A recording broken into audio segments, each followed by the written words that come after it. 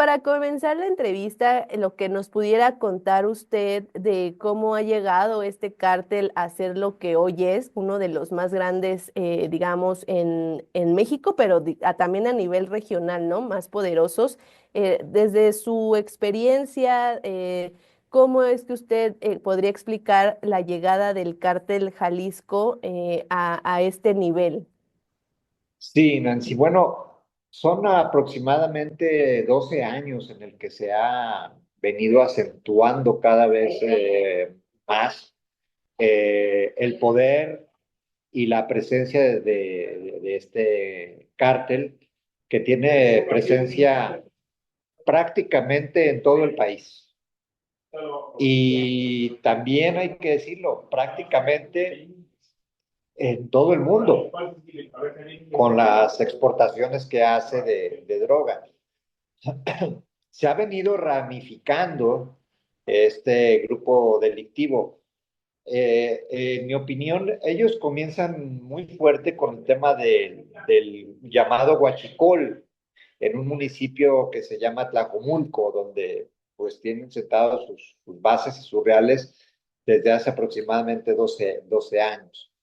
Y poco a poco fueron convenciendo a través de la corrupción a los últimos eslabones de la cadena de gobierno, como son las policías municipales, por medio de policías que compraban con dinero, posteriormente con dinero y con presión, y después de ellos fueron subiendo los niveles para comprar conciencias de presidentes municipales y de autoridades en el estado de Jalisco, hasta llegar incluso a autoridades federales.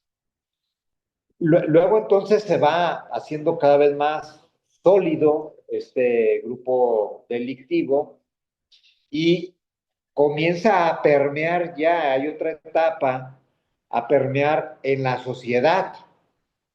Ya no solamente tiene comprados a autoridades policíacas, a presidentes municipales que compran y o someten y comienzan a tomar el control de las comisarías, de las policías que están bajo su mando del cártel en este momento. Ellos controlan a presidencias municipales, está en el INEGI, más de el 80% de los municipios pues están controlados por la delincuencia organizada en el estado de Jalisco. Tienen también el control de los registros públicos de la propiedad estatal y municipal. Eso les da unas grandes entradas de dinero. Y de esta manera han permeado ya en la sociedad.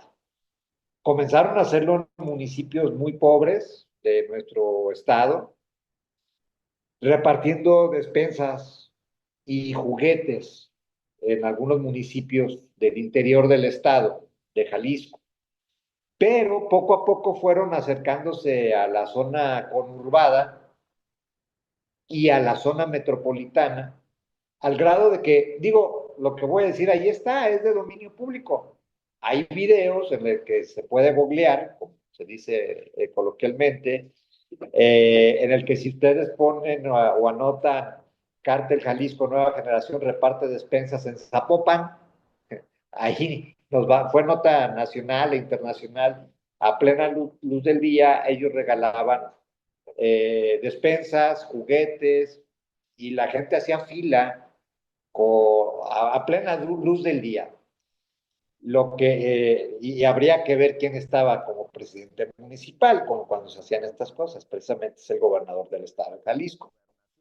Entonces, poco a poco fue conquistando o ganando simpatizantes en el estado de Jalisco a lo largo y ancho, al grado de que en las plazas públicas, en algunas fiestas, se mencionaba, se hacía apología del delito por parte de grupos musicales, pero pues ahora sí ya llegó hasta un auditorio muy grande del occidente del país, con imágenes y con el tema de la apología del delito, donde se alaba precisamente al grupo criminal y a su líder. Esa es más o menos creo a grandes rasgos, cómo ha venido escalando desde la permisión y la corrupción por parte de autoridades hasta llegar a conquistar o a ganar simpatizantes a lo largo y ancho del estado de Jalisco. Hola, doctor, lo saluda Manuel González, gracias por la entrevista, también estoy aquí con Nancy. A tus órdenes, Eh, Manuel. Justamente hablabas de el Mencho, que es como, digamos, usted nos va a decir si lo ve así, el último gran capo después ahora de la captura de, bueno, la traición del Mayo Zambada, el envío de decenas de extraditados a Estados Unidos.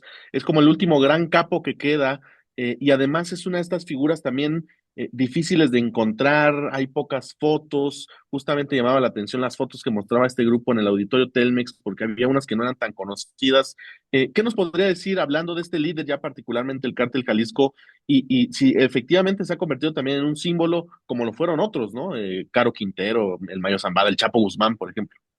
Sí, efectivamente, en nuestro país se ha estigmatizado o han servido como íconos con el tema de la apología del delito, como íconos de la delincuencia organizada, personajes como los que acabas de mencionar, eh, Miguel, el jefe de jefes, eh, el carpintero que llegó a decir que él pagaba la deuda externa, el azul, el Chapo Guzmán, y uno de los que jamás había pisado la cárcel, no había antecedentes, era el Mayo Zambada, precisamente, un líder que francamente yo pensé que iba a morir sin pisar la cárcel.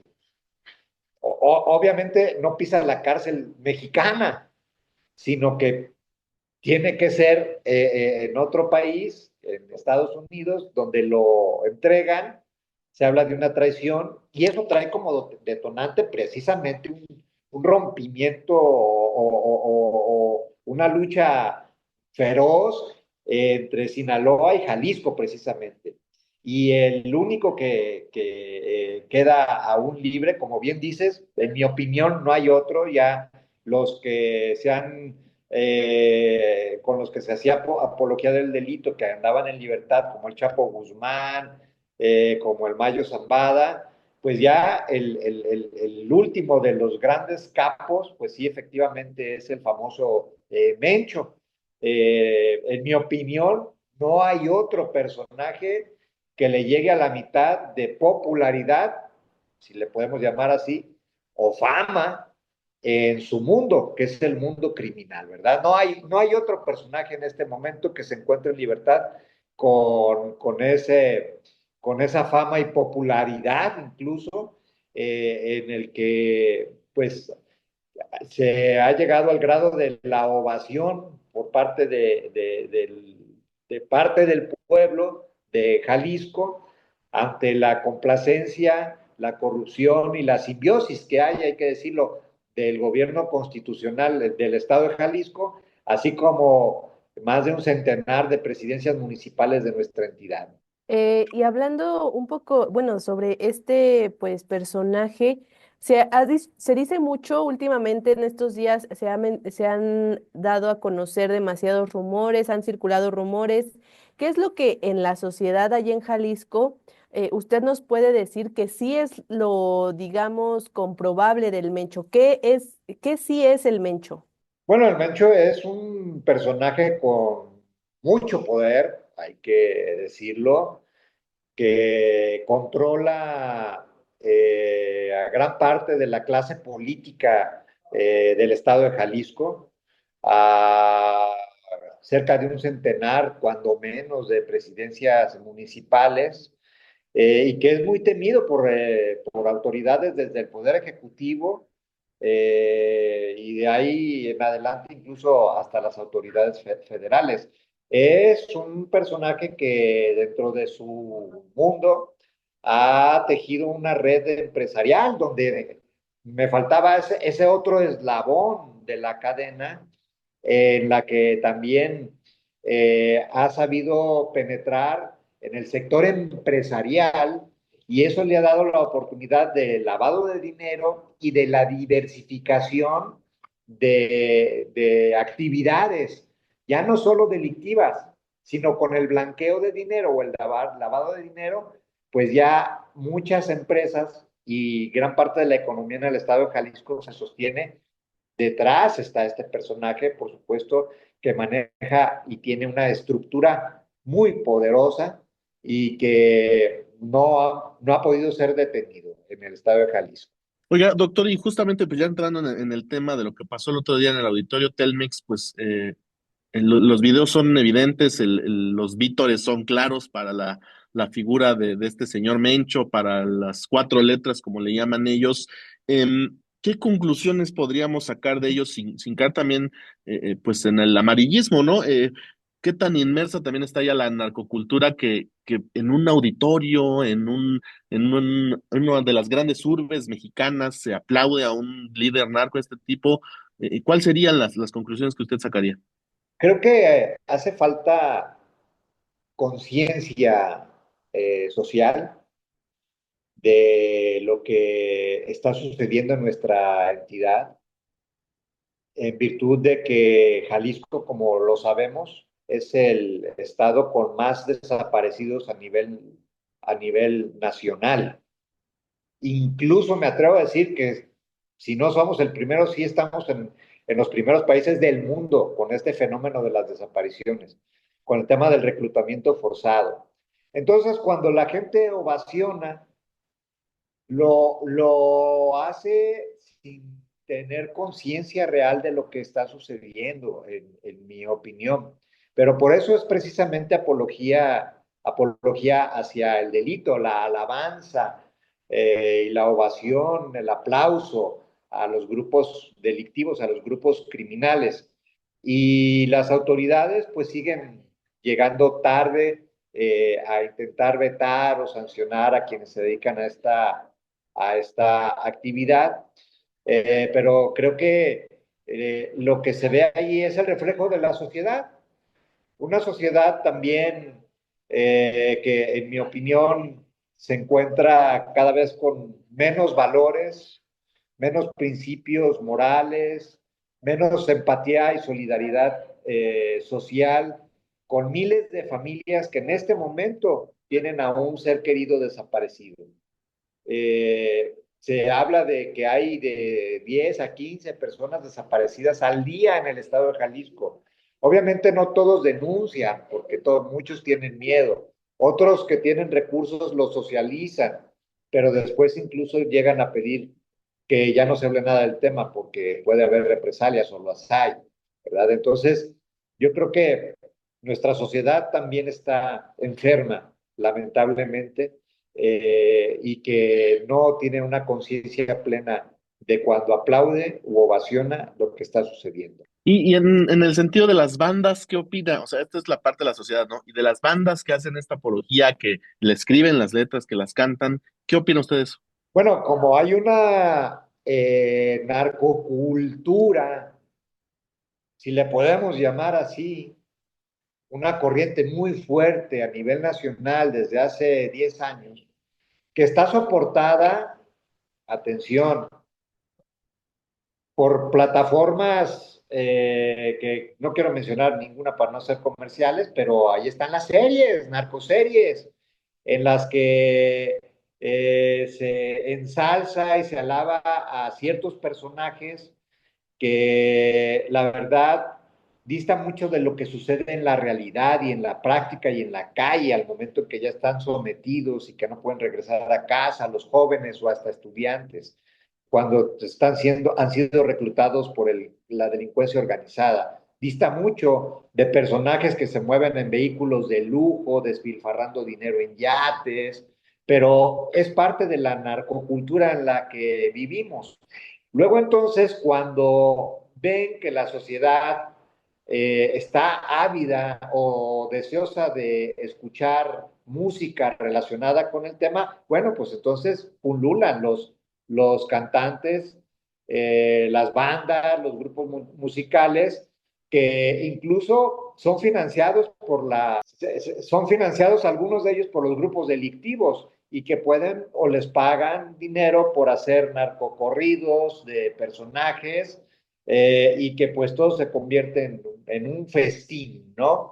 Pero que se la juegan, por decirlo de alguna manera coloquial, o como dicen en el bajo mundo, se la rifan ellos con algún grupo delictivo que en no pocas ocasiones les causa la muerte en un momento dado, porque le cantan a uno, pero en ocasiones al cantarle a uno y alabar a un grupo o a un personaje, denigran a otro o lo atacan. Y eso despierta el coraje de este otro grupo que va por el grupo musical y los ejecuta, y eso está sucediendo en la vida real y práctica. Una última pregunta, doctor. Sí, Esto Nancy. ya mencionaba lo de pues el fenómeno, el problema, la grave crisis de personas desaparecidas que hay en la entidad, pero a nivel nacional también, ¿no? Además, digamos que esta podría ser una de las consecuencias más graves que padecemos la sociedad ante el crimen organizado, ¿no? Una de muchísimas más. Pero, y precisamente sobre eso es la pregunta, ¿qué consecuencias usted identifica de pues la presencia del cártel, pero no nada más esa presencia, sino que ya permeó, como decía, ¿no? Hasta ganar simpatizantes, hasta simpatizar con muchos sectores de la población, las consecuencias en la población de la entidad. ¿Usted qué mencionaría al respecto? Bueno, dentro de las consecuencias, Nancy, que estamos viviendo, por ejemplo, en el estado de Jalisco, vemos que hay una ramificación de actividades de la delincuencia organizada. No todo es la venta de droga, que puede ser droga blanda, marihuana, o droga química, que cada vez lamentablemente es más la venta y consumo de las mismas. El fentanilo, que está en bastantes drogas, ¿no?